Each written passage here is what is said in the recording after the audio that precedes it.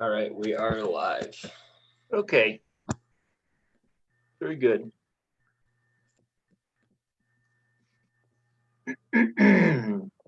But we only got just you and I have all logged on so far, though. But if somebody logs on just webinar, will it show up as participants or just you and I as participants? There's like a number at the top that like shows how many people are tuned in at that time. Okay.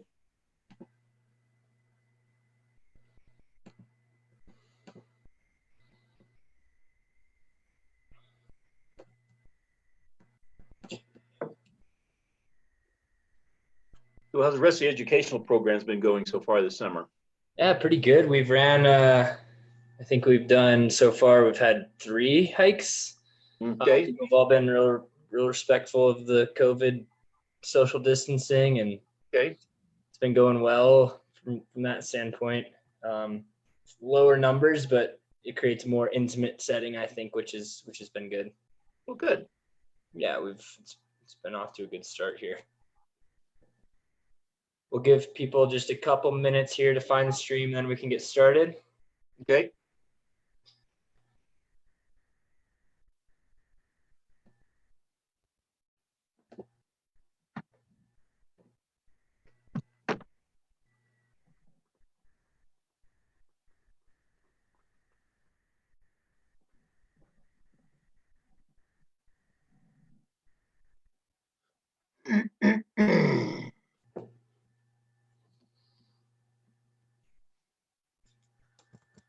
I tried to adjust the PowerPoints to get everything over to the left-hand side because I noticed last time, even when we're talking, my photo's sitting right there on the right-hand side and was blocking some of the text. Yeah, so I tried to fix that as best I could. We'll see how it goes this time. All right, well, I think we can go ahead and get started. We've got a few people tuned in. Okay. My name's Cameron Breen. I'm the Education and Youth Programs Manager here at Friends of the Dillon Ranger District. I want to thank you guys all for tuning in. I also want to give a big thanks to Joe Newhart, our resident geologist, for agreeing to do his 3-part history or geologic history of Summit County series. So we had part 1, which should be on our Facebook page, and it's on YouTube as well, if you want to go back and see that if you haven't seen that yet. And then we'll be doing 2 weeks from today our part 3 of the geology webinar on July 23rd at 4 p.m. But yeah, we're very lucky to have Joe here with us. He's got a wealth of knowledge, and it's we're happy to have him on the webinar. We can't be in person right now, but stoked on this. And with that, I'll pass it over to Joe. Okay. Yeah, maybe by the time we hit next summer, we'll be able to do this in person like we've had for the last I think since 2012 we've been doing it, or 2012, something like that. So I'd go back and check my numbers. But anyhow, we'll go ahead. I'll go ahead and share screen, and we'll get the where is the PowerPoint? There we go. And while you're getting that up, Joe, just to everyone tuned in, if you've got any questions, write them in the comments section on the right-hand side of your screen, and I will relay them to Joe. And yeah. Okay, so we want to do this as a slideshow. Let me get that up. Okay.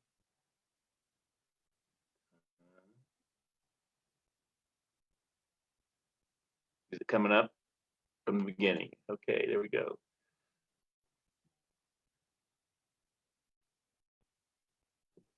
Looking good. Okay. So we're going to talk about the geologic history of our Summit County area, kind of from where we ended the last webinar, which took us for the first 1.5 billion years of geologic history in Summit County.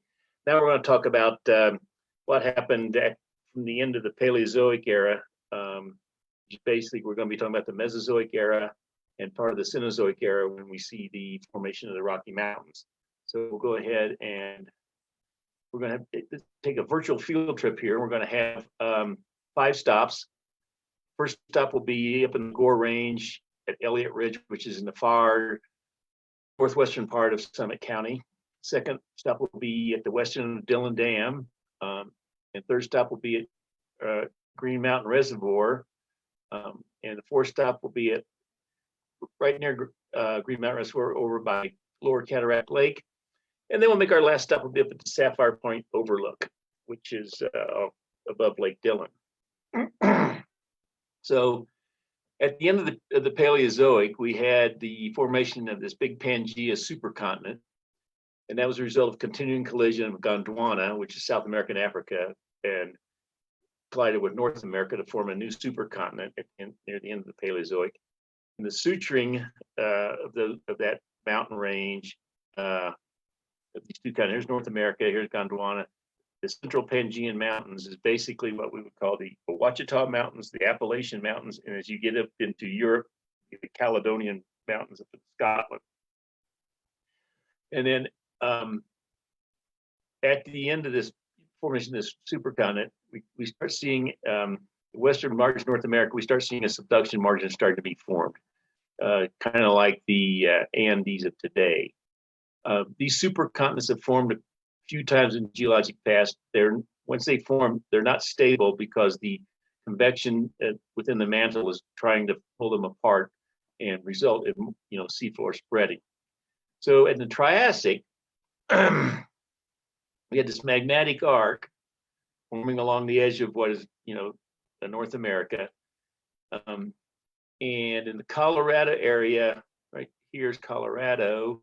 We still had these ancestral Rocky Mountain uplifts were still predominant, and the interior of the continent was fairly arid, and the predominant deposition at this time are aeolian, which is windblown deposits, and river deposits.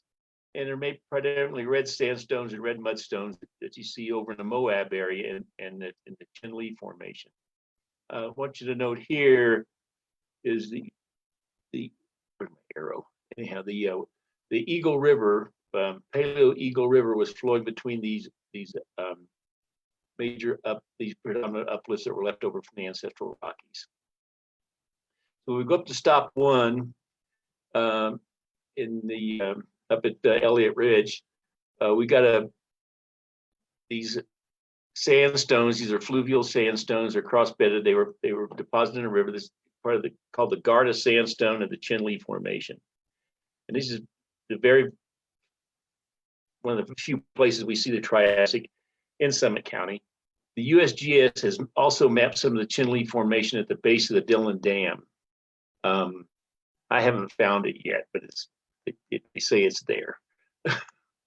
And then when we go to the Jurassic, we still have this magmatic arc that was, by this time it was really kind of like the Andes. This was really, a strong mountain range with volcanoes and subduction of oceanic crust. Let's go back one. How do we go back? Previous. There we go.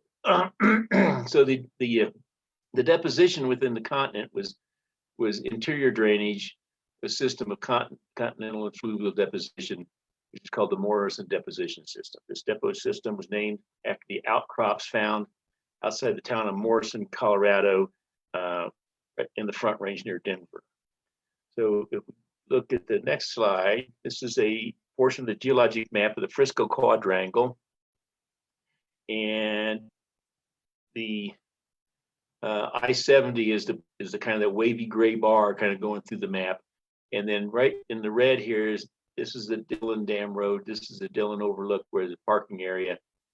And this is the place where we would stop and actually go to look at the rocks that are an outcrop indicated in the kind of yellow and the kind of greenish blue. So here's stop two, looking at the Jurassic rocks of Summit County. The photo shows the outcrop of the Morrison Formation along the Dillon Dam Road at the western end of the dam.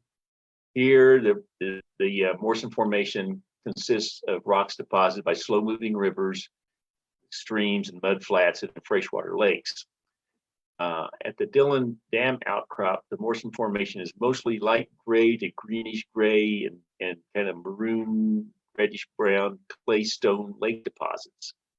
And the greenish color here is due to the iron minerals in the mudstones in the ferrous state as a result of deposition and a reducing environment in the lake bed. The next thing we're going to be talking about is the rocks that overlie. Here's the Morrison, and overlying it is this big, massive sandstone. We're going to talk about that. But first, we'll talk a little bit about subduction. So during the Jurassic to the early Cretaceous subduction, the subduction is this volcanic arc. Here's this oceanic crust and lithosphere being subducted. And what happens is that inboard of this volcanic arc, you get some thrusting in Nevada and western Utah, building up of mountains called the severe orogeny, named after the severe mountain range in western Utah. This also results in a down warping of the continental crust, which forms what we call a Farallon basin. That extended all the way from kind of central eastern Utah all the way east as far as east as Kansas, west, central Kansas.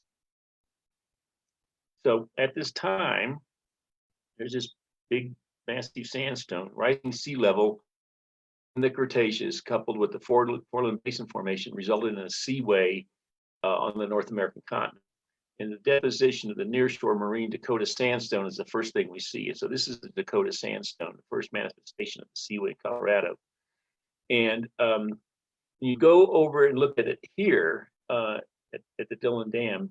There's some big blocks at the parking area, big blocks of rocks, and they're pieces of this Dakota sandstone. They are very hard, very massive, and a little different than you see the Dakota. If you go up into Wyoming, you see rocks that are called Dakota sandstone, and they have more porosity, more permeability. Actually, they're oil and gas reservoirs in Wyoming. But here, there's very little porosity. The porosity that had been there is all cemented up with silica. So this is almost a quartz site because there's very little porosity in it. It's very massive. And we will talk about how it got that way a little later on today. So when this seaway started, here is a paleogeographic map at the start of the Western Interior Seaway. And this is during Dakota sandstone time, about 99 million years ago. And this map and the next one are from a study done by a fellow named R.C. Blakely, Paleogeography and Paleotectonics of the Western Interior Seaway, Jurassic and Cretaceous in North America, that he presented this work to the American Association of Petroleum Geologists. He has continued this work. He had been, I think, at Northern Arizona University. He has retired, but he has a book out. It's a series of paleogeographic and paleotectonic maps that he's put together, it's something that I'm very interested in. But it's a nice piece of work that he's put together. So here it is during Dakota time, and the next slide we'll look at is during the height of the Western Interior Seaway at the peak about 84 million years ago. This is during what we call Pierre Shale time. This is the maximum extent of the seaway. The seaway actually split the North American continent completely in two. You had a mixing of warm waters from the Gulf of Mexico region with Arctic waters. So this big seaway. This is the volcanic arc that was active at that time. Oops, let's go back one. And you can see there's Colorado, there's Kansas, Nebraska, South Dakota. So this seaway was fairly extensive throughout the Western United States. Next slide here is stop 3, which is up in around Green Mountain Reservoir. This is looking to the eastward across Green Mountain Reservoir. This is the Pierre Shale. These are Cretaceous marine shales sitting here. And if you note that there's a vehicle right there on Highway 9 going northbound for scale. The Pierre shales are dark gray to black marine mudstones. USGS estimates they may have been 8,500 feet thick, but they think the upper 3,300 feet has been removed by erosion. So here, it's still 5,000 feet of these gray marine shales. That doesn't mean the ocean basin of the Western Interior Seaway was 5,000 feet deep and filled up with these. It was constantly subsiding as these mudstones are being shed off of the highlands to the west and from the continent with rivers flowing in from the east. So starting about 75 million years ago, the subduction shifted from kind of a steep subduction, which is kind of a normal subduction, to flat subduction. And this is a result of trying to subduct thicker, hotter, more buoyant oceanic crust. We see this happening one other place today in Peru.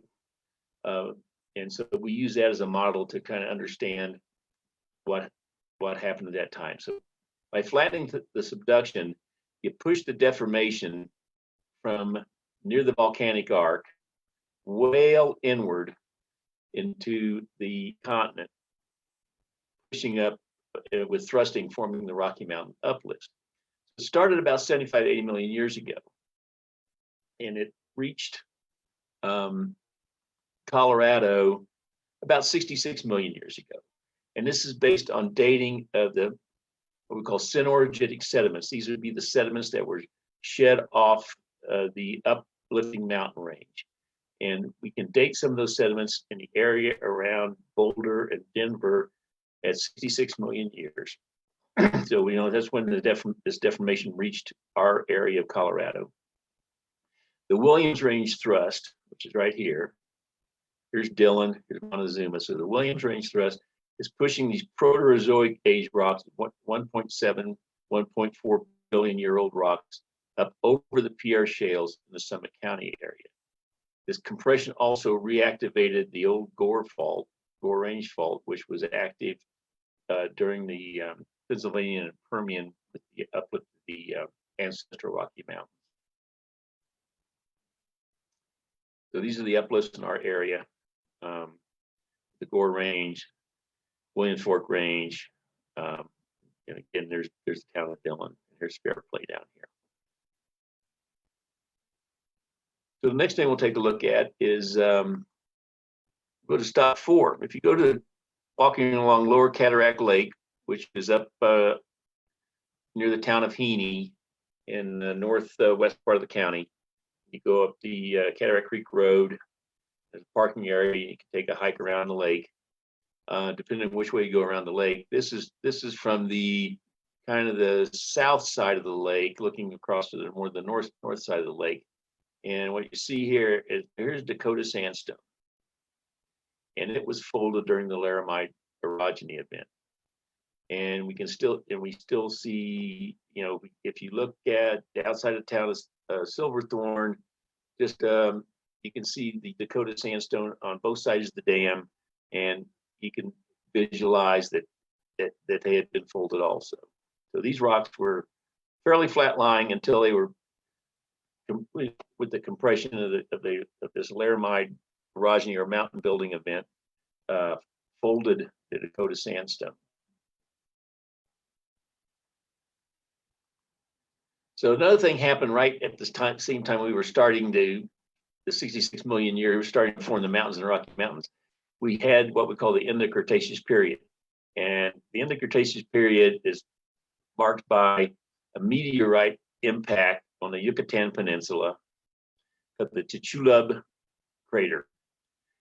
What happened as a result of this thing, you think this meteorite was probably about the size of Manhattan Island, pretty good size, and it set up huge, severe air blasts that flattened the forests around the area. Gale force winds would have pushed all the way into the north of North America.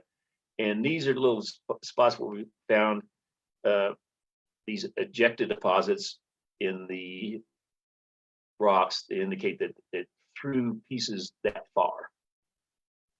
Next thing we're going to look at is a artist conceptual image of what the crater looked like shortly after the impact. The outline here is kind of present-day coastline. This whole area was a big marine carbonate platform when the meteorite hit. And the result of this meteorite impact, here in Colorado, there's a couple places you can actually see the what we call the Cretaceous-Tertiary boundary. And this is Trinidad, Lake Trinidad State Park. This is a photo taken along the Long Canyon Trail, and the Cretaceous-Tertiary boundary is right above the white layer in the overhang. And this dark layer has high iridium content.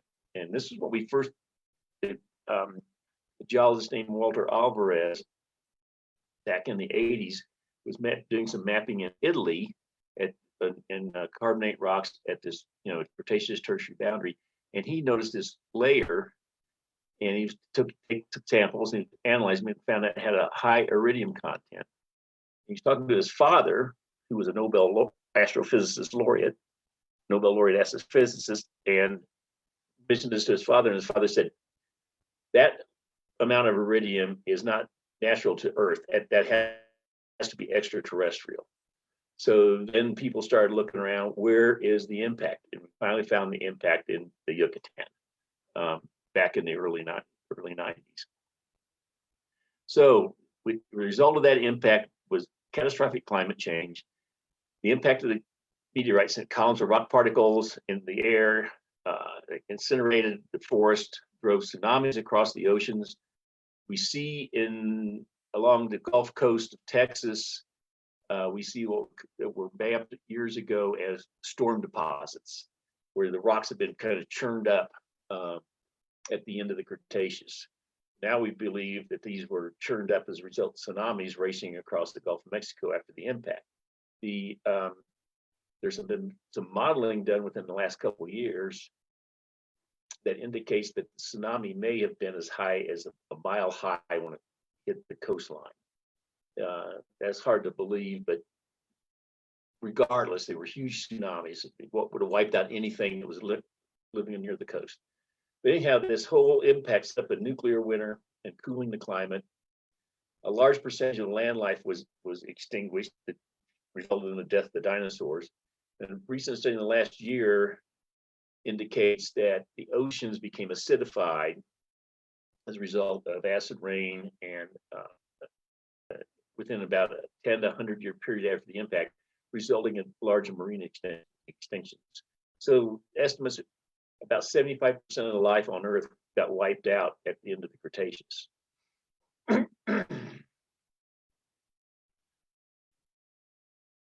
That's just a little bit of a side. But anyhow, so we saw this Laramide orogenic event set up the Rocky Mountains in central Colorado, starting at 66 million years ago, and it kind of shut off about 45 million years ago. So what we see, we had the steep subduction at about 80 million years ago, started flattening off, by 60, until about 45. And by 40, by 45, this flat subduction ended as the slab started steepening, and this slab kind of steepened until about 20 million years ago, when the Pacific plate impinged on the North American plate. And that ended subduction, initiating the transformed continental margin of the San Andreas Fault and starting basin and rate extension. So this plate kind of foundered and sank into the mantle. Here is a little map of North America, building a profile across here. This is what the profile looks like when we take a look at the S waves from earthquakes and build it into a kind of a topographic model. And what it shows, there's the Farallon plate sunk into the mantle, sitting between kind of central U.S. to eastern U.S. Today. So as a result of that plate foundering, we see something else that it kind of set up. It set up what we call the Colorado Mineral Belt. So here we go. We're going to stop 5. which is going to be at Sapphire Point. But first, we're going to talk about the formation of the Colorado Mineral Belt. Here is a map with, here's Colorado right in the center. There's Colorado Mineral Belt. The study that was done by this fellow Chapin out of New Mexico, he indicates that, here, this would be the direction of the Farallon plate. When it was still being subducted and starting to founder. And what he sees, based on looking at subsidence rates of basins north of the Colorado versus south, that when this thing started foundering, there the slab sheared right along the continent. So one part of it was going down faster than foundering faster than the other, which allowed magmas to rise between that shear zone and that foundering plate, setting up the Colorado Mineral Belt. So here is Sapphire Point. Here's a geologic map again, part of the Frisco quadrangle. This is part of Lake Dillon. This is the Blue River Arm. This is Sapphire Point. Sapphire Point overlook is right in here.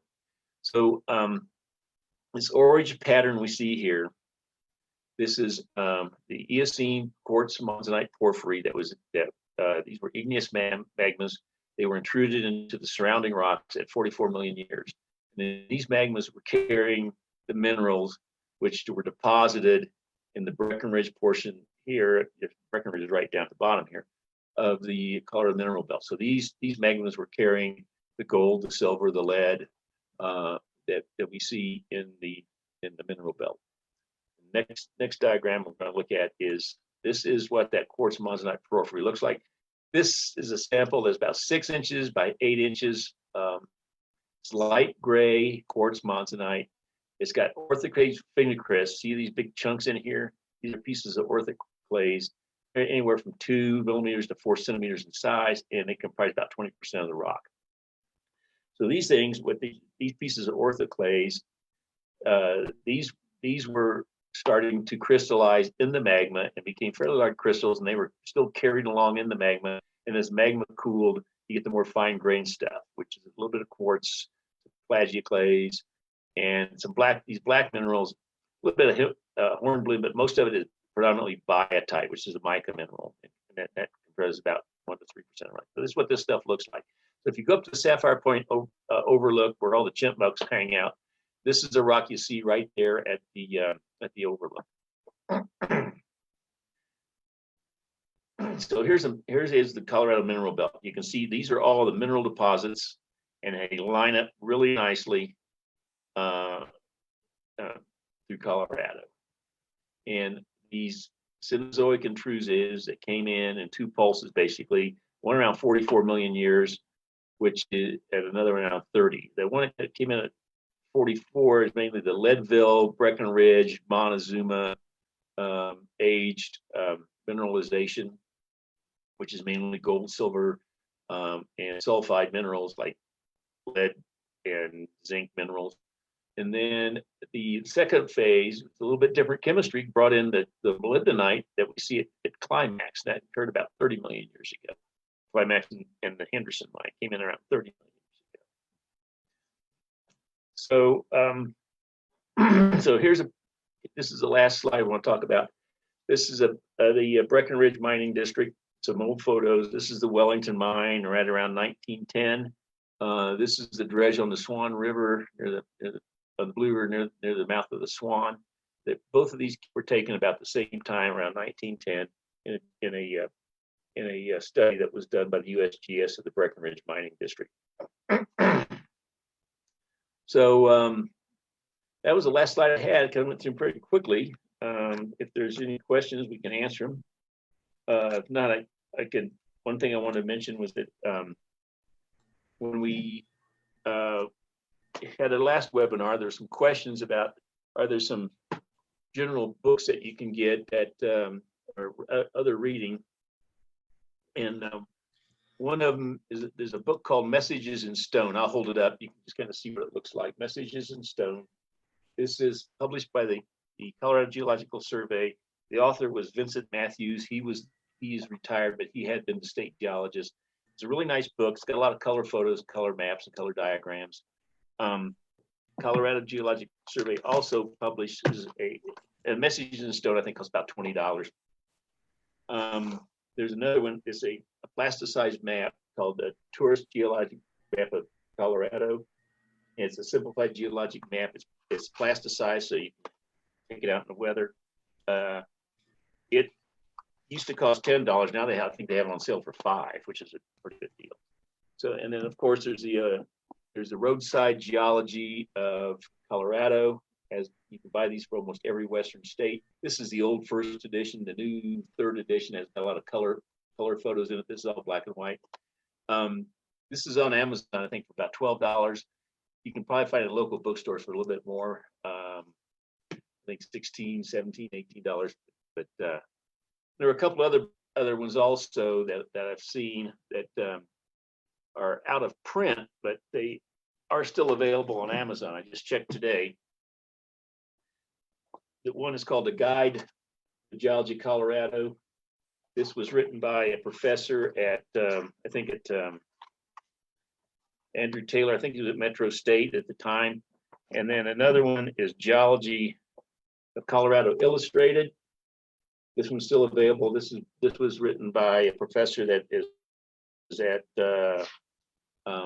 Mesa. I think he's out at Mesa College.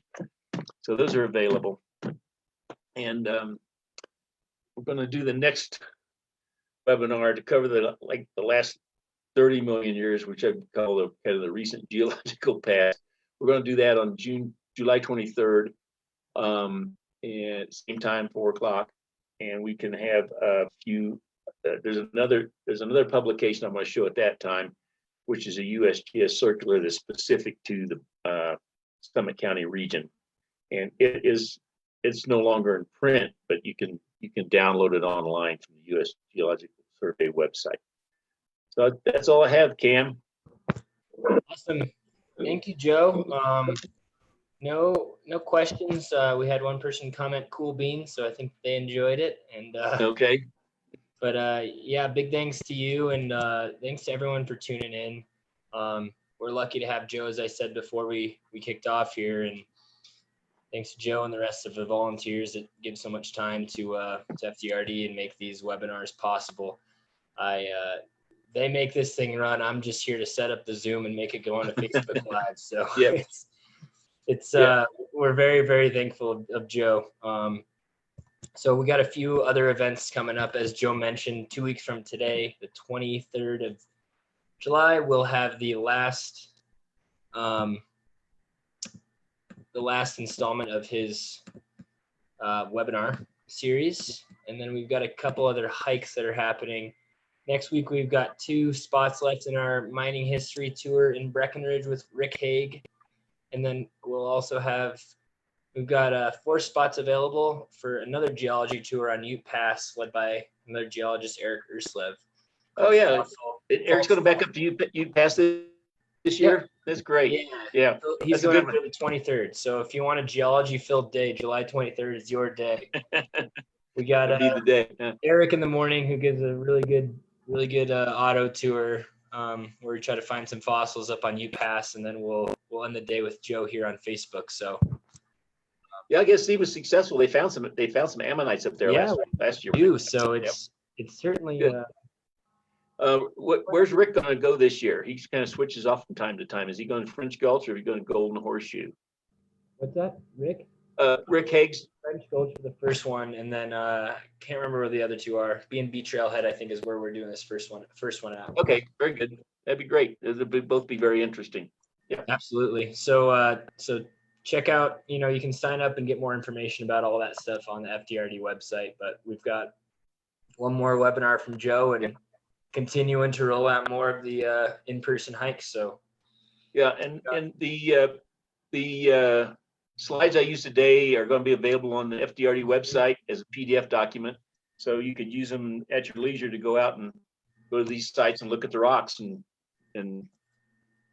yeah. Hopefully next year we'll be able to do it, in live person have the posters that I put them on the side of the car, put the geologic maps out, look at the rocks, and get to have a chance to have a good discussion.